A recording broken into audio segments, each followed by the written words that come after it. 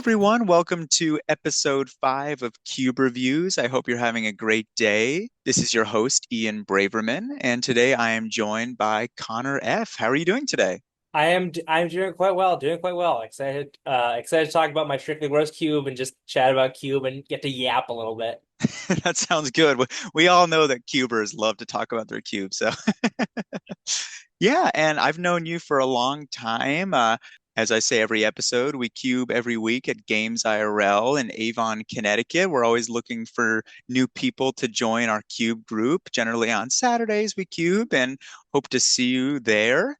Yeah, so I know that you're at college, so I haven't been able to cube with you as often, but for a long time, we've been cubing, doing both your cubes, my cubes, other people in the play group. So today we're talking about your strictly worst cube, but first, tell everyone a little bit about yourself. What do you do? Like, what was your history with magic? What are you doing outside of magic? So I guess a little bit about myself. I'm a college student at Amherst College, studying biophysics. Hopefully, going to go do a PhD in microbiology. I guess more relevant to this is I've been playing Magic since about 2014, 2015.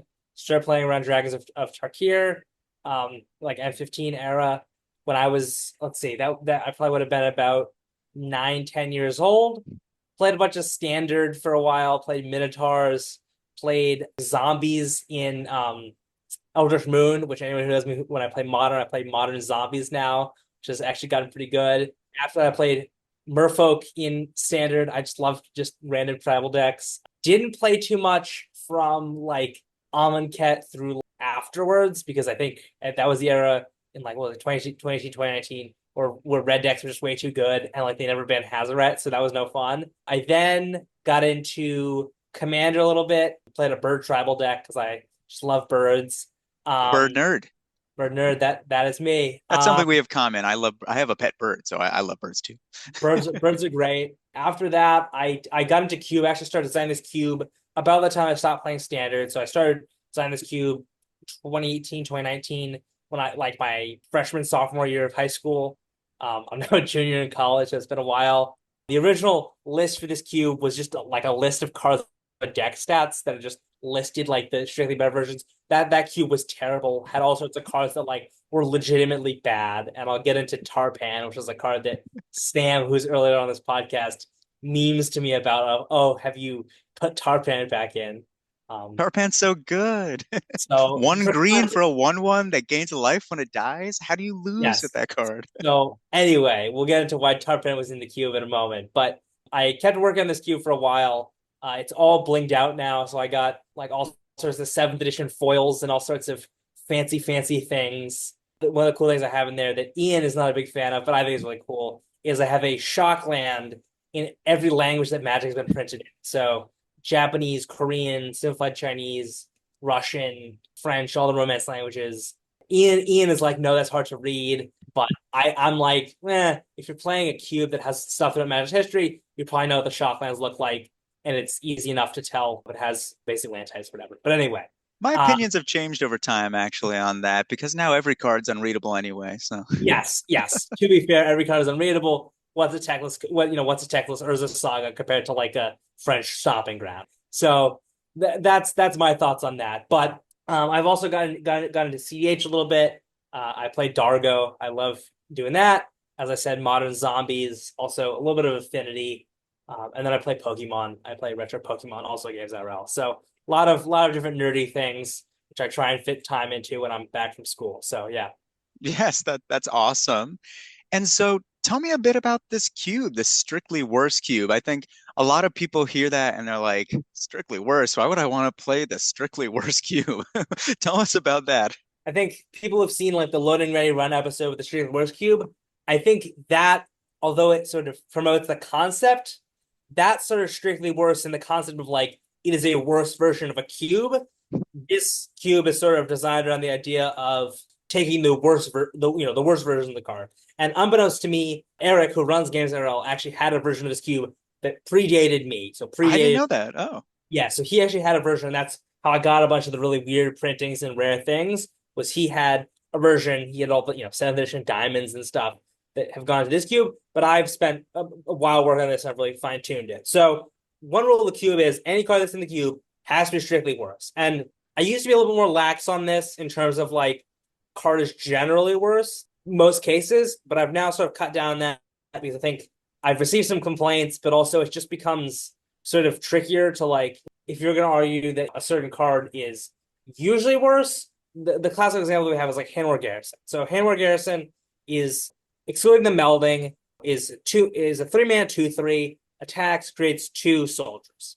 Sure. My initial sort of premise would be Krenko, Tinstry Kingpin, right? It's a 3-mana 1/2, but when it attacks, it's a plus counter. So, and it gets bigger and bigger and bigger and creates more and more goblins. So, by that metric, right, Krenko, right, is going to create the 2/2/2s, is going to be a 2/3 when it's attacking. The only thing is, it's different is it's a 1/2 that initial turn and when you block. So, the argument that could be made was that Handwar Garrison attacks and it's usually going to attack. Otherwise, you have a 3-mana 2/3 and you don't really do anything. But I think the argument was more like those sorts of cards you're sort of putting in via corner case, although they increase sort of the diversity of different card effects, I think were definitely power outliers. I think if you had a Handwar Garrison, that was just a 3-mana win the game. And there was some sort of tuning there. The other thing that I think was a common theme that if you look back on sort of early versions of the cube was Merfolk. And I think I have some slight Merfolk, some slight Goblin synergies, some small human stuff. But I think the issue with Merfolk was specifically Lord of Atlantis was just not a fun card to play against because you would just didn't really matter what deck you drafted. If you drafted blue, which just if you look back, like every card that draws you 3 is just a strictly worse version of Ancestral Recall. So you just had a bunch of card draw and Lord of Atlantis, and you just beat your opponent who is playing like one island because they want to splash for Ponder or something. That was sort of a bad incentive. And that was actually sort of something that I learned when I first really had a full pod to draft it against RL was I think people, drafted that deck and that deck did very well. And I think that was also when Sam was like, why you have Tarthan here when you're doing stuff like this.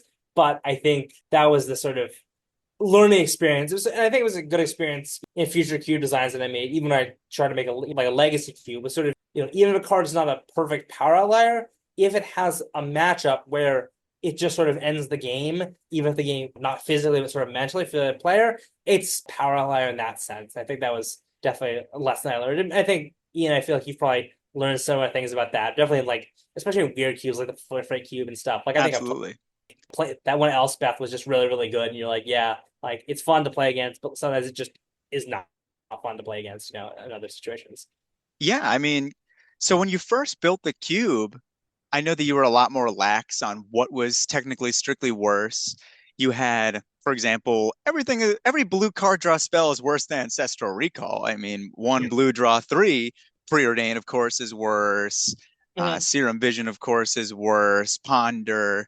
But I think that it's really cool to see the evolution of making it that not only having a card be strictly worse and throwing it in, but like you said, paying real attention to the overall power level of the cube when we first played, or one of the first couple times I played, when you had, for example, like you were saying, Merfolk, blue was so strong because every counter spell is worse than counter spell. Every card draw spell is worse than ancestral.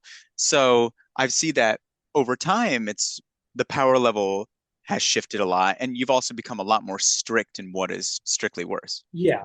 I mean, I think that's definitely the case. I think it's also just to a degree, I think trying to, as stuff just gets more and more and more power crept, like there are cards that like I had in my legacy cube. I think the classical example that I had of stuff that was in my legacy cube, like, okay, now I can include this, was you find the villain's lair, which I don't know if a lot of people have this, probably Pauper Keepers know this card. It's 1 and 2 blue. You can either counter target spell or draw 2 cards to discard 2. That effect, I would say, is probably pretty good. I know you have a spreadsheet of Yes, making sure that every card is strictly I worse. actually have a second cube list on Cube Cobra that is called the Strictly Better Cube that has all the Strictly Better versions. So if That's anyone awesome. wants to see what it's like to draft that cube, and it's very clear if you draft that cube that I'm focused not on trying to take a Strictly Better cube and find the Strictly Worse versions, but rather sort of find the Strictly Worse versions because the Strictly Better cube you have all sorts of power outliers, and I think I've also tried to minimize the number of times that I'm using the same strictly better card because, as Ian said, you could just use Ancestral Recall and Lightning Bolt and include every red burn spell and every blue card draw spell and like everything. And I think as a result, it's not as fun because then you can sort of put everything at a very, very close high power level at certain areas, and then everything else kind of falls off. So I've tried to, my goal is often to sort of increase diversity in terms of what stuff does. I try and find very interesting cards. It may not be the highest power level, but I think are cards that I would, love to be able to include. So I think, there's some cool stuff recently that I've been able to include. Ruar Shaman, which is a merfolk that says 2 to blue for a 2/2. And you can cast auras with enchant creatures as though they had flash. So weird spell. It's strictly worse than the otter card that I'm blanking on the name of Oh, the from. one that gives your non-creature spells flash or It's something? not here just spells fly. Valley Flood College. It shows some Valley Flood College. So that's the sort of card that I find it's interesting because you get to do some cool stuff. And I think in terms of newer cards that I've been able to include that are also kind of interesting is Shepherding Spirits. For the longest time, I had included the dual typed lands from Dominator Remastered, and they didn't really do anything outside just being dual type lands. But now I've been able to include two land cyclers with typed lands. So now, and hopefully I'll be able to include some more. And I think the most exciting moments for me in terms of designing this cube are not so much getting more efficient creatures, but more sort of things that do something different. And I think another sort of interesting quirk about this cube is that initially when I designed it, I was very much archetype focused. So there were a lot of cards that were focused on life gain or certain things like that. And I think although those are nice, and those work for if you're designing a legacy cube or a pauper cube or something, you are able to sort of pick and choose what archetypes you want to support and sort of have a flat power level. Here, I think doing archetype focus is sort of tricky because I think in order for something to be archetype focused and strictly worse, it either has to be dependent on an archetype to be decent. So it has to be something like, for example, whenever an enchantment enters, it gains flying until end turn. Well, you rather just play a vanilla creature that just has flying inherently, and you wouldn't be playing that anyway. So why force yourself into archetype to play just a bad card that becomes okay when you play an archetype? Yeah, getting on more on that topic, what kind of archetypes are you focusing on? And when you're doing an archetype, is it more of a top-down or a bottom-up design? Like, do you build the archetypes around cards that you know are strictly worse and go from there and try and find other strictly worse cards? Or do you choose an archetype that you want to include in the cube and then search for strictly worse cards from that point? I think it depends. I think usually I think I have a set list of cards that I think are fun and powerful and good. I think there are cards Banisher Priest or Glow Rider, just in white that I'm looking at here, or like cards I think people will enjoy playing with are, often things that have 2 for 1. So, the classic examples like Dagmor Lancer. It's 6 mana for a 3/3 that destroys a target non-black creature. 2 for 1, efficient creature, kind of a cool card. It doesn't really fit an archetype. But I think as I previously mentioned, that Ruar Shaman was kind of a cool card. When Bloomburrow released, I'm like, oh wait, this card I can include. I was like, okay, let me include some more auras. So I sort of changed around what I was doing, and I was kind of on the lookout for auras. And then as a result, for Duskmourn, the card that got released, I didn't include the new Duskmourn card, but Sheltered by Ghost, I think was the card. There's a strictly worse version from Jumpstart 2022 that was an aura. So I said, okay, let me include Chains of Custody, right? Which now the small archetype there is now you get to play a Banishing Light that's an aura, so then you get to use it with Ruran Shaman. I think that sort of circumstance, I think, makes it kind of fun. And I think, as you said, I think it's both top down and bottom up in the sense that I'm only going to sort of build archetypes around cards that I think people will make the archetype good, right? I'm not trying to force in an archetype. I think I used to do that. I think, I used to try and force in an artifacts archetype. And I think that just doesn't really work because generally Wizards, although they've been power creeping stuff, is very wary to make good artifact They're cards. Just very careful with artifacts because Mirrodin, artifacts are already so broken. Mirrodin was too good. Like Urza Saga was too good. Kaladesh was too good. They keep on messing up the artifacts. As a result of that, I think either artifact theme card is weak and you have to like sacrifice an artifact to give it flying or something, or it's a card that is an artifact card. Mirror Enforcer used to be in here. Mirror Enforcer is only really good in an environment where you're playing a ton of really Highly cheap dedicated. that are good. And you could put that in here. It's worse than Sojourner's Companion, but like it doesn't really work if all you're playing is like Sky Diamond or a few different diamonds and like a few artifacts because that deck that wants to play it in a thing where you can create a bunch of treasures and do all sorts of crazy things. I think this can't really support. But I think there's definitely sort of more classical sort of natural archetypes in terms of like green ramp or green landfall. They're Like there's always going to be able to power creep some big dumb green creature or some yeah. bad ramp spell or Absolutely. And I think Classical Vanilla is like Whisper of the Wild. So like Fanatic of Ronas. Whisper of the Wilds is just strictly worse than that. It's a 0/2 that only adds 2 green rather than 4 green when you have a control set with 4 power for green. But I remember talking to someone and they were like, oh yeah, I remember when I had that in my like legacy cube. And it's like, yeah, I mean, stuff gets power crept and like power crept hard. I In think some ways, this cube is like a nostalgia cube, which is really cool because there's the old fun cards that were in, because there's so much power creep these days, could have been in Vintage Cube only 3, 4 years ago, even 5 years ago, but they print so many insane cards now that people are just happy to see the old cube staples that might be strictly worse now. yeah, I mean, it was the first second time we drafted it. Sam was like, "Man, like the way I described these cubes, I think a lot of the cards in here were very good in their respective limited environments. They never really broke out into constructed. One example was like Plague Spores. Now, I don't think Sam may have been playing during Invasion Limited, but he was, saying, "Oh, this is reminding me of Grip of Desolation, or whatever," which was from Battle for Zendikar, which is similar in terms of exiles a land and a creature. Those sorts of cards would be like, "Oh man, I remember when I drafted something of this ilk or something, similar." As you said, sort of brings back memories. And I think also being able to sort of include cards that are efficient but not powerful. And I think it, in my experience with people designing, peasant or pauper cubes, I think, a peasant cube is not indicative of the average limited environment, right? You're playing the best like commons and You're uncommons. But I paying think the rare uncommons that are the rare uncommons, basically could have been rares.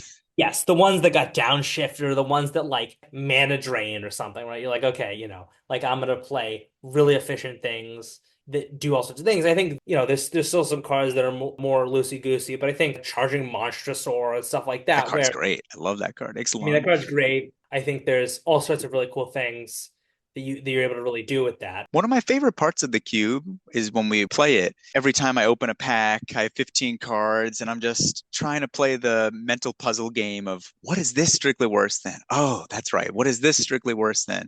So I think going back to your previous point of trying to make it so, oh, it's just another lightning bolt. Oh, it's strictly worse than recall. Making it so every card has a real card that isn't just going back to one, so it's not just every card is strictly worse than that one card. It makes it a lot more fun when people are playing.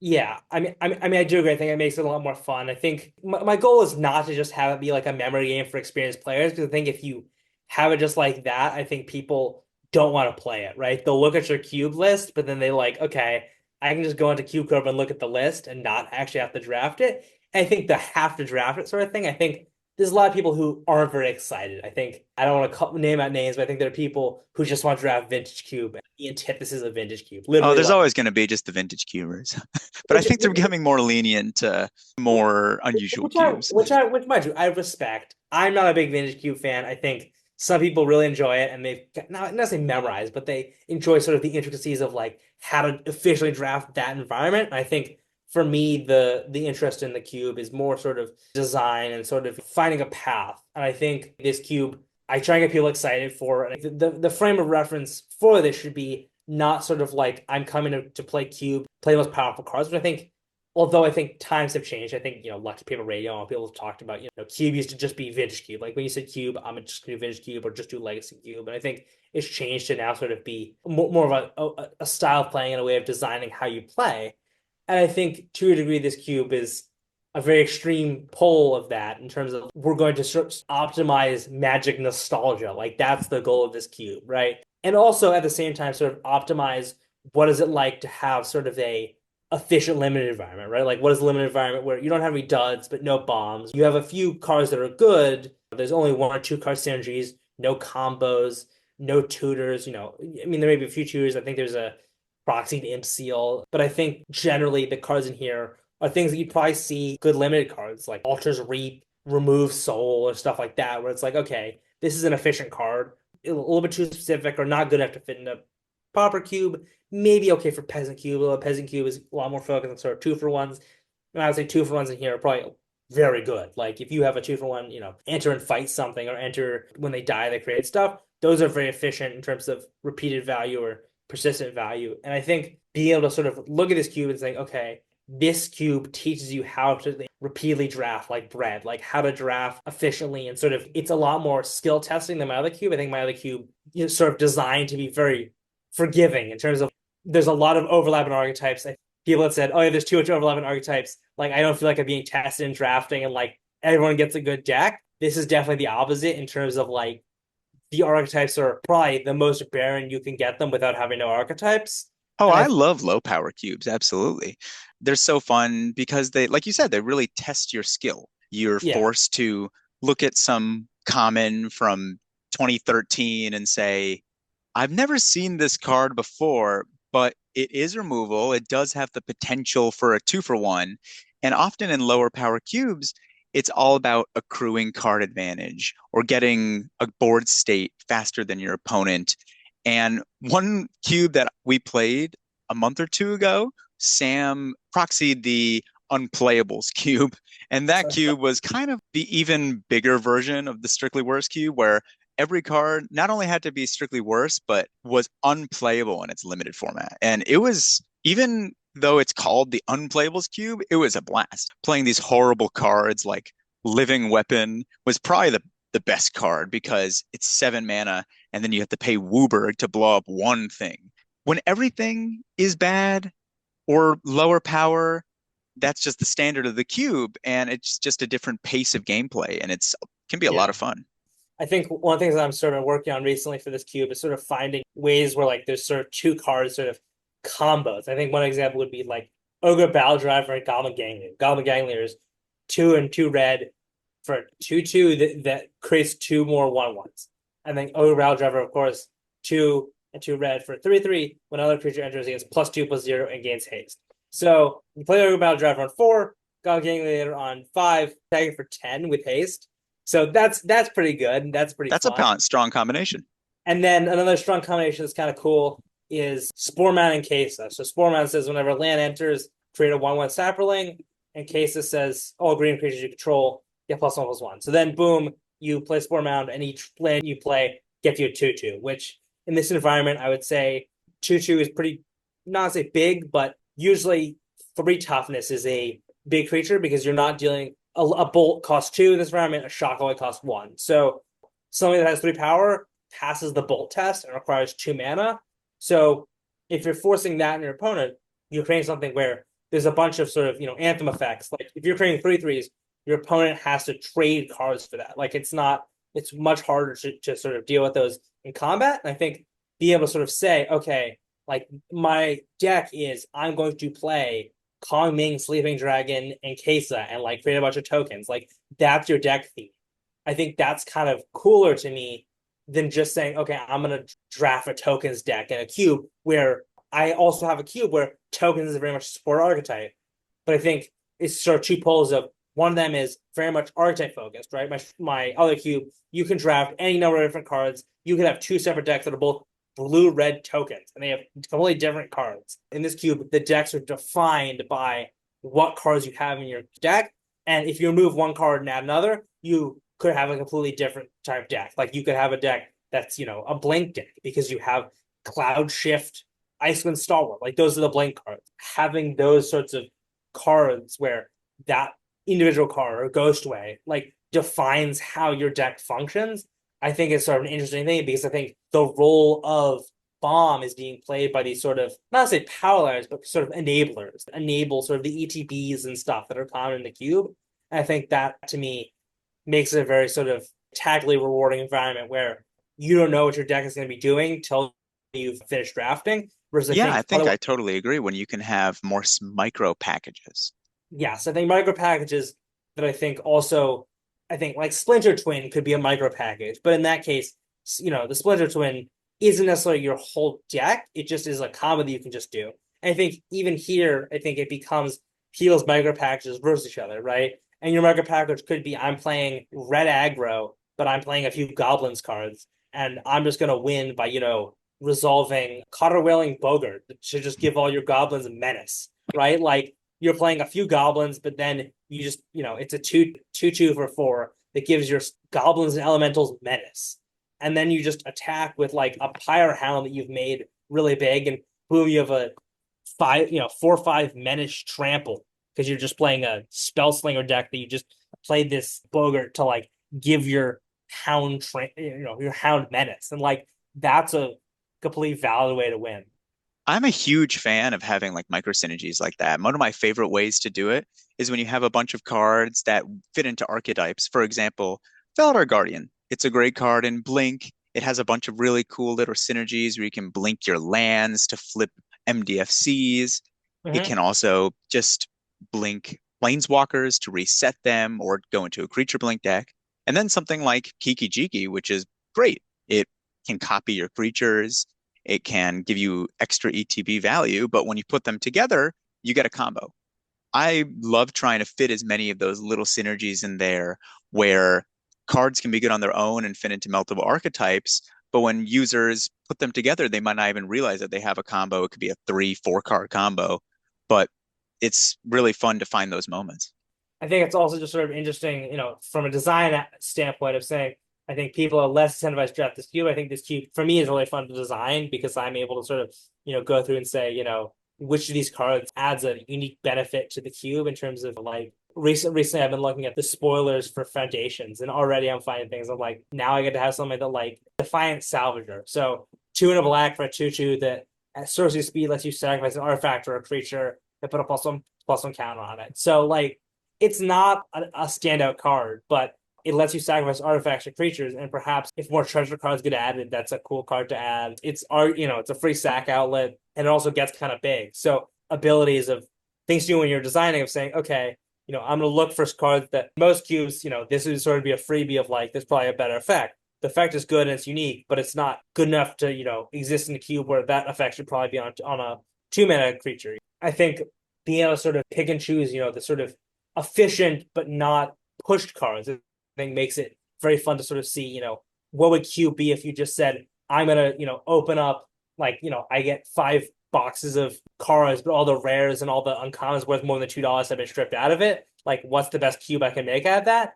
And I think you probably end up with something pretty similar to this, right? Where you'd have, a few of like familiar cards that 2 mana draw a card, right? Like I think efficient stuff like that. And it's not sort of pushed, but sort of the bread and butter. I think just imagine a queue that's all just sort of, bread and butter cards. I think that's probably what this ends up being if you want to put it in your mind's eye. And how do you decide on the fixing for this cube? Because I see that you have shock lands.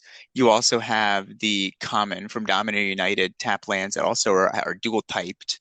And then also the uncommon tri-lands. I can see the uncommon tri-lands being, of course, the triomes and the shock lands being the duals. How do you pick different lands to go into this cube? So I think for me, I could add more fixing. Like there's enough tap cycles of lands, but I think it ends up being sort of a tricky case because I think the tri lands, like the decks in this environment, are not playing super quickly. I mean, I think aggro is a very good deck in this environment, but I think I could add more color fixing. But I think this queue is fairly prone to if you play too much color fixing, you get to play all the best stuff, right? Because you're limited by what the maximum power level can be, the things that are sort of scraping the edge of that, if you could play a deck that's able to play Golgari Germination, so whenever non-creature control dies, create a 1/1 like Sapperling. If you're to play that, like something in red, like if you could play that with like His Equinol, right? Those cards is whenever another creature dies, you can deal 1 damage. Like if you could play a 3-color Jund Sacrifice deck, in most cubes that would be good. But in here, that means that you have a monopoly on like the Jun, like all the cards that care about dying, and then you can just draft whatever cards you want that create token, and your deck is now basically just like you force yourself to have a deck that's on the power level of like a peasant cube, and I think I don't want to enable that. Some would say, well, why don't you enable that so people can do what they want to do? But I think to a degree, I think having it so that everyone's drafting arguably 2-color decks and the triomes just act like basically, I think in my mind, they represent sort of two, because they can't be fetched, right? They represent just any combination of 2 colors in those colors, right? Most people would want to draft them, but there's no reason to draft them if you're in a triumph that's outside your colors, right? Because if you're playing blue red, right, and you're not gonna want to draft just a weird off-color triumph that's like blue black green, like blue black green, because even though you aren't able to search for it, right? And you could just get a tap triumph, like a tap tri-land that you don't need, and it just adds only one of your colors you want. I think because the triumphs aren't fetchable, and I'm also just not playing fetches. I think the incentive to sort of play a bunch of fixing is much more diminished. I think once you start playing fetches, I think you want to play more fetchable lands, right? Because otherwise fetches kind of suck if you take a fetch highly and then you don't have enough fetchable lands. But here the lands are only really fetchable by two cards right now, that being Wirewood Guardian for forests, Shepherd Experience for plains. So like those make the lands sort of fetchable. I think currently the basic lands types don't really do anything that much, which is totally fine. I think hopefully we'll get more land cycling cards, and maybe they'll print fetches that don't cost you life for some reason and completely ruin Pioneer. But We do have the uncommon tapped fetch lands. those don't work though. Those don't work because you don't lose a life. Oh, yep. That's what I So like about you. You're being a lot more strict. So I think if those made you lose a life, I would actually put them in. I think the goal for the fixing here is sort of maximum flexibility. So I'm playing Evolving Wilds, Tamarack Expanse, all the Thriving Lands, an Uncharted Haven, and then the Tri Lands. I think basically I want to, if you want to play that deck and you like got late to it and like you want to play two colors, you can play those two colors. And there's enough fixing lands that are flexible in which decks can play them. But I'm not providing a ton of fixing lands because there's no real reason to, right? If you want to play a three-color deck because you want to splash something, sure. But I don't want to give people such good fixing that they're able to consistently, everyone's playing Dark Jeskai or whatever, right? Like that's a I constant think here. that's a big thing that a lot of people worry about when it's a lower power cube Yeah. because the environment is slower and there's a lot of tap lands and you're not going to die turn three to some red aggro deck. I Yeah. think, especially when I'm playing Chaos Draft or sometimes even standard booster box draft, Yeah. I end up some five color poop pile because, I mean, if I'm not going to die quickly and I have Yeah. time to develop, then I might as well. And when you Yes. make the fixing really good, it gives people even more incentive. Yeah, and I think having really good fixing is great if you're playing a legacy cube, right? Because you want people to be able to kind of do the thing and like get the correct colors for their game that's going to maybe last till turn six, right? You need to make sure that everyone has the right color so they can play their spells on curve. But here, I think because the games are going to say turn 10 or turn 11, if you put too many tap lands in there, people can afford to take a turn off and just play another two drop to be able to play their like weird just power outlier multicolored cards or weird cards. I think because of that, I think I've learned to be very careful, and I think the shocklands are very very good if you want to play the ideal deck. Like a shockland is going to cost you a pick, and if you're first picking shocklands, like it could be okay, but there's only 10 of them, and like those might be the only untapped lands in the cube, but like there's one of each, and like you can take that, but then you're passing possibly a card that would be really good for your deck that's going to make a bigger difference in the grand scheme of things, because that shock land is good if you're in that if you're in those colors, or if you need to like splash something, but you're not going to be able to tutor for it. And it's just the shock lands to me just represent like a basic that you're paying two life for that is good in your colors and may let you splash a little bit better. But I don't think it should not be viewed as like I'm going to get Sacred Foundry for my red white aggro deck. It's more like, okay, I got Sacred Foundry. That's great. It helps me a little bit, but I think it should represent what a shockland does. If you're drafting a limited set, right? Of like, okay, I'm drafting on Infinity and I got a shockland. Great, I'm going to keep this shockland because it's fancy. I'm not, I may end up playing it in the end. It's just to me, it's just like slightly better, tap land that just all it doesn't always enter tap. And so one question I had for you is I'm really curious about is how do you search for cards to add to this cube? So when a new set comes out, do you just have to look through Scryfall to try and find So potential strictly worse cards for this every new is card that comes out? Or does a new card come out and you say, oh, I really want to have this in the cube. I hope that there's already a strictly worse card that exists. How does that So work? I think it's a mixture of things. So I think if you go into MTG Wiki, there is the card comparisons, like sort of tab on there that lets you see stuff. That is not often updated and doesn't have some of the more esoteric cases. Also, there is like a website like strictlybetter.eu. Oh, I didn't know Horrible that. UI. Horrible UI. Whoever, if the person who's making that is watch this, please fix your UI. Please make it like more searchable. You can't like search by like card mana value or stuff like that. You just have to search by like recently updated or like the creature type of the card, which is like not helpful. So yeah, I've used that for a few things, but I've also put my queue into there and I've had to update that whole database myself. So that's not great.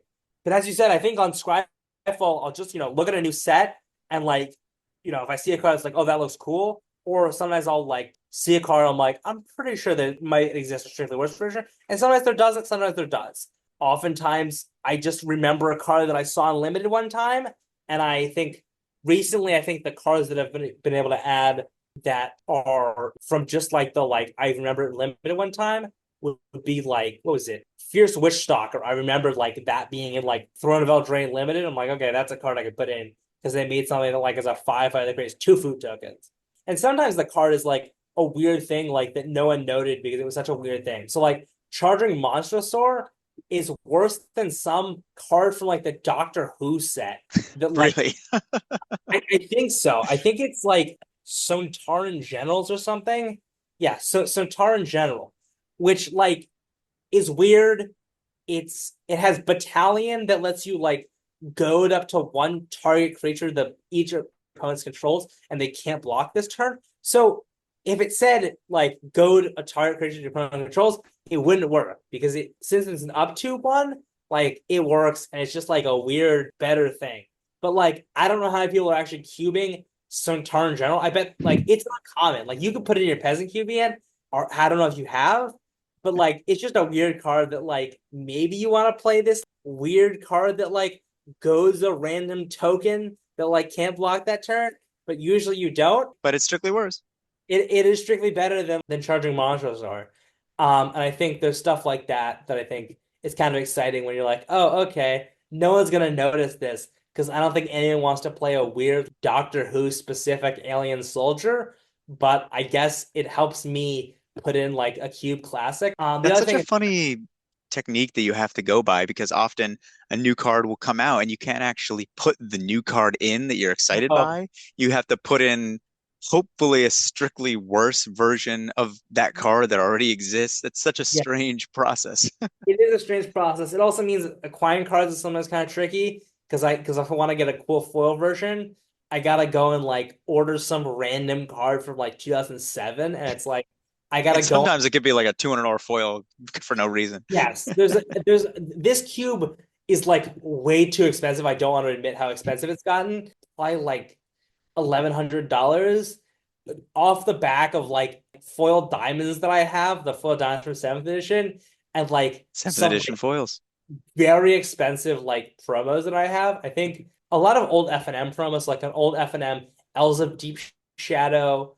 One of the cool ones that I've gotten recently was a foil 7th edition Relentless Assault, but it was in Spanish. I got it in Ooh, because it was cheaper in Spanish. So I have this like Assalto Implacable. It's like very fun. it was very funny because I'm like the funny thing is the player that I play with, me and everyone that I play with speaks some Spanish, so it's like it makes no difference to us. Hey, that's funny that you're building for your play group. And everyone I play with, I'm like, okay, I know what this says. Like, I can even read the flavor text because I'm like, eh. I never But thought about that. I mean, if you were in a play group that's multilingual, then sure, yes, put in the I cards mean, that are in the other language. yeah. So that was pretty funny in terms of being able to do that. I think I've set some boundaries on that. I had a weird printing of lava coil that was like Japanese, but the problem was that not everyone knew what lava coil did because it was in Japanese and not everyone could read Japanese or like figure out what it did. For Relentless Assault, if you pass it, you're not gonna like be sad because it's a good card. It only gives you an extra combat step, but in this environment, like an extra combat step isn't necessarily like the most requisite thing. But if you miss the lava coil because you didn't know what it did, that's one less removal spell, and there's not that many removal spells in the cube. And like that's more of a bread and butter card where if you're Definitely. passing a card that there's a reason why there's multiple in the cube, I think that becomes a little bit more stressful and frustrating when you're like, man, I missed out on that card that I could have played. And So we've definitely seen a lot more power creep over the last 5 years.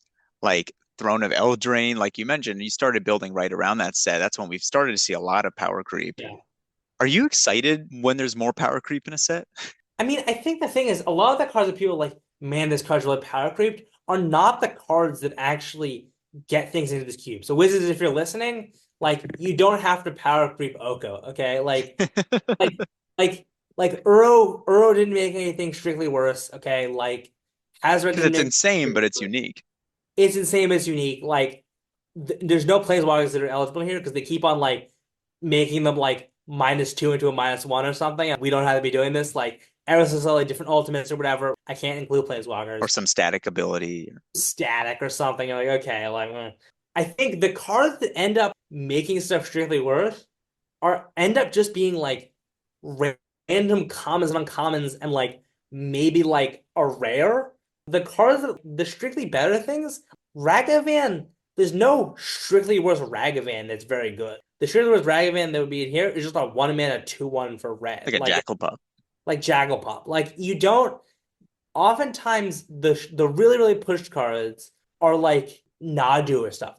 Don't end up really pushing something because the effect they have is so weird and unique. The only thing that they surely better than is just like a vanilla creature. Yeah, Like that's something that's pretty funny. It's often some random common that was a 4 mana 2/2 with flying, and then the next set they make a 4 mana 2/3 with flying. And I even wonder myself, why not just print it as a 4 mana 2/2 flying again? Do people even care that's 4 mana 2/3 flyer now? It's strange. my bigger question is actually oftentimes in standard, they'll print a strictly better version, and then they'll just print a worse version in a different set. Now, I think the reasoning is that Realmbreaker's Grasp or something, like there was a card that like turn of activated abilities and like it enchanted an artifact or a creature, and then it couldn't block, and activated abilities couldn't be activated unless they're mana abilities. There was one that like was from Kamigawa Neon Dynasty, right? That did that same thing, or maybe it was like for actually all we want or whatever, but did the same thing, but all could also enchant planeswalkers or like turn off all abilities.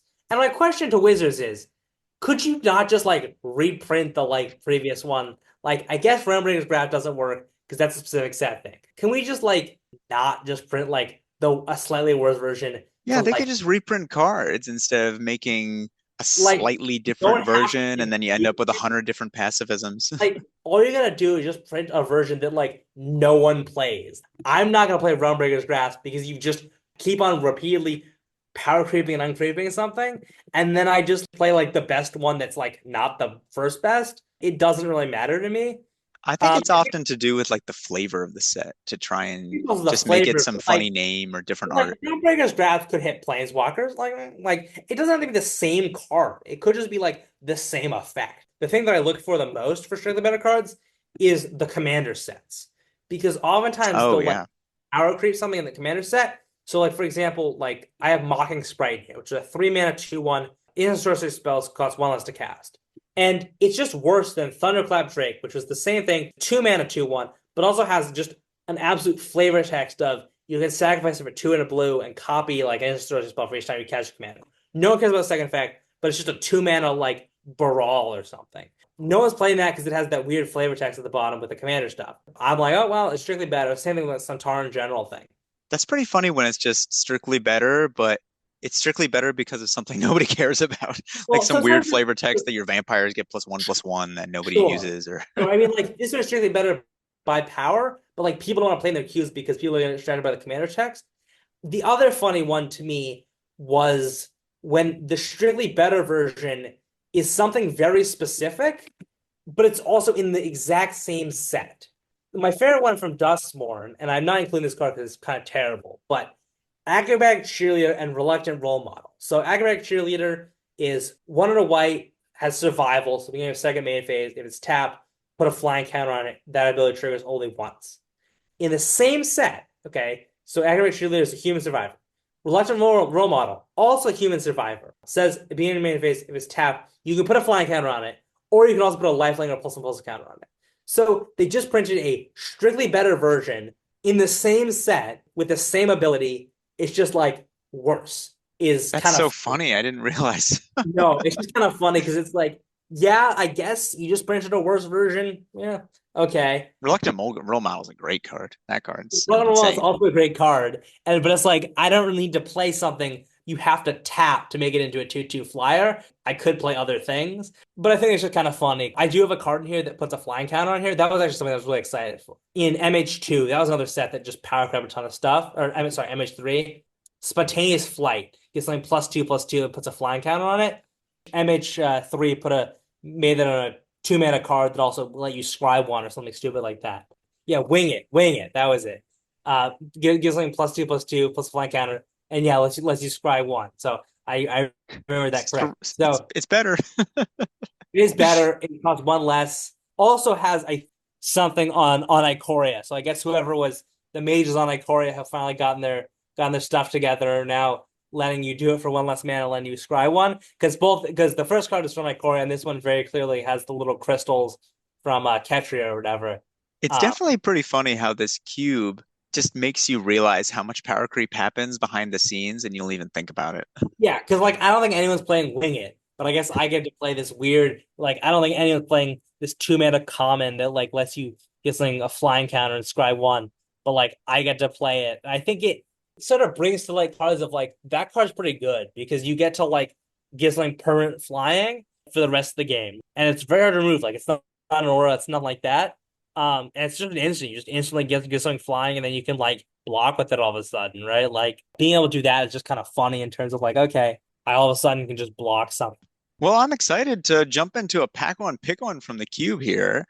We were talking Okay. about it a little bit before. It's some pretty strong cards. That's pretty interesting. We have Charging Yeah. Monster, like we just mentioned, 4 and a red, 5/5, Trample Haste. That card was great in its limited format. We have Nomad Outpost, tapped Triland that adds red, white, or black. Altar of Bone, which is green and a white, sack a creature to look through your library for a creature card and put in your hand. I love the old wording. And then reshuffle your library afterward. We have Soul Warden. Whenever another creature enters the battlefield, you gain 1 life. Mannequin, 1/1 that taps for a colorless for 2. Of One Mind, which is such a cool card. I love this card. 2 and a blue. This spell costs 2 less if you control a human and a non-human to draw 2. Skewer the Critics, 2 and a red. Or Spectacle for 1 red, deal 3 damage to any target. Sixth Sense, enchant creature for 1 green. When the creature deals combat damage, you draw a card. Memory Vessel, 3 red, red. You can exile it to basically Memory Jar, but only as a sorcery. Until your next turn, players can play cards they exile this way, and they can't cast spells from their hand, the top 7. Fencing Ace, a classic, 1 and a white for a 1/1 double strike. Terramorphic Expanse, which lets you tutor for a basic tapped. Yavimaya Safford, which is a 2/2 for 2 and a green. When it enters, you create a 1/1 sapperling. Overcome, 3 green green. Creatures you control get +2/+2 and trample.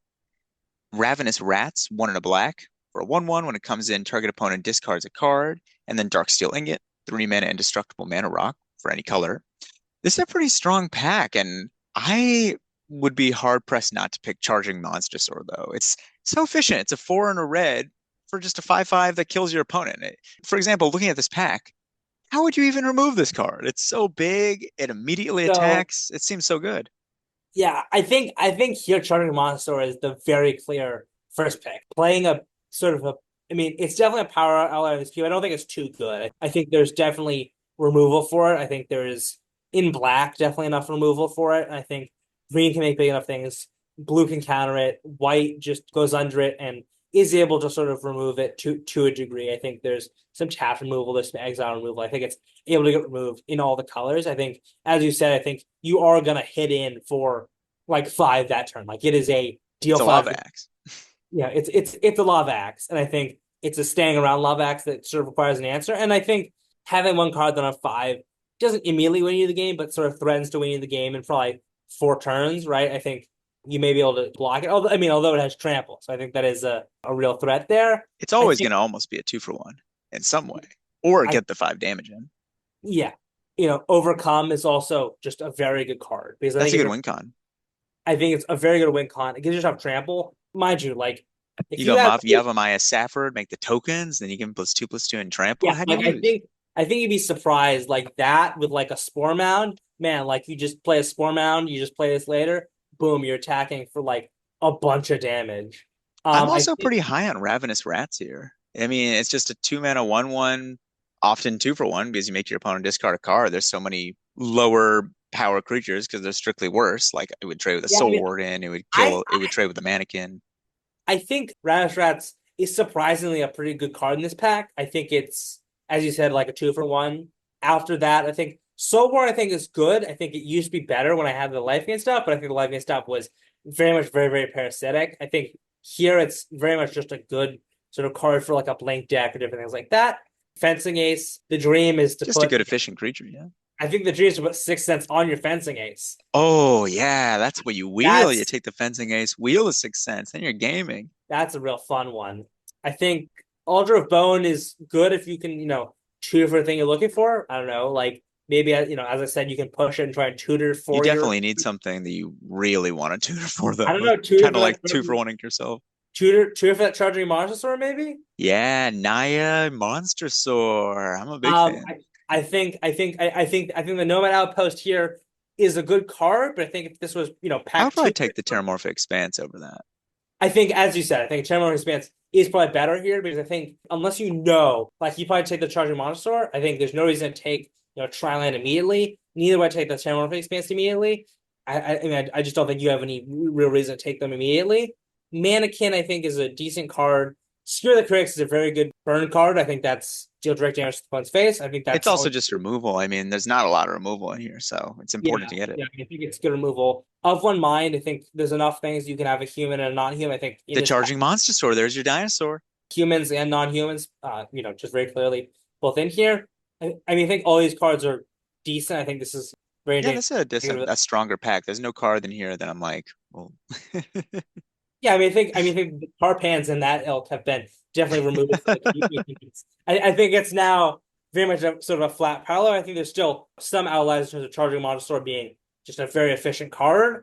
Merry Vessel, that's a mythic, but like still charging Monosaur is going to be the card that's probably going to win you the game. I think that's a good thought process in terms of like card evaluation and like what can actually kill my opponent? what's actually going to kill my opponent. I think that's That's a big thing for sure. Connor, it's been great having you on. Thanks for coming on today. Anything else you want to say to the Cube community? No, I think the only thing I want to say is like if you have a weird cube idea or like a cube that doesn't really fit into like the matrix of like what people are thinking, I think try and design it. You'd be surprised what sort of cool ideas you can come up with. I My totally agree. I'm always making some weirdo cube. my advice, yeah, I I'm think making some weird stuff right now. weird cubes, yeah, always the weird cubes is always the most fun to draft and like think about. So yeah, And thank you everyone for listening. Please follow or subscribe and stay tuned for more episodes. We'll have one for you next week, and I hope you have a great day. Thank you, everyone. Thank you, Connor. thank you.